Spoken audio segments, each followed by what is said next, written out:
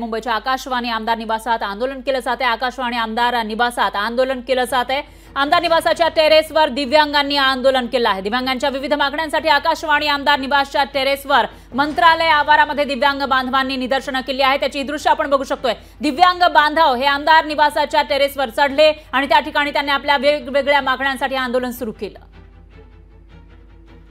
आणि याविषयी अधिक माहितीसाठी आपले प्रतिनिधी अजय अडसूळ हे आपल्या सोबत फोन लाईनवर जोडले गेले आहेत। अजय, काय सांगाल? हे दिव्यांग आमदार निवासाच्या टेरेसवर चढलेले आहेत, नेमक्या काय मागण्या आहेत, त्यांच्या काय म्हणणं आहे?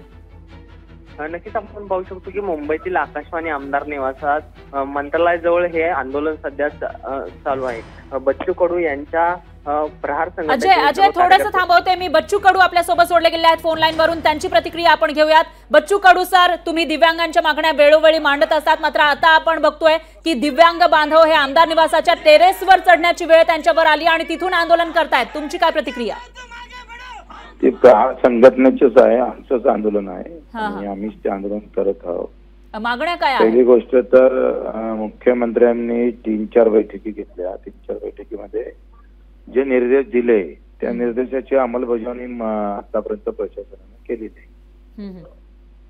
म्हणजे मग पगार वाढ असेल, मानधन वाढ असेल, घरकुलाची योजना असेल, अपंग विद्यापीठ असेल, प्रत्येक जिल्ह्यात दिव्यांग भवन असणार, या अशा विविध मागण्या घेऊन हे आंदोलन चालू आहे।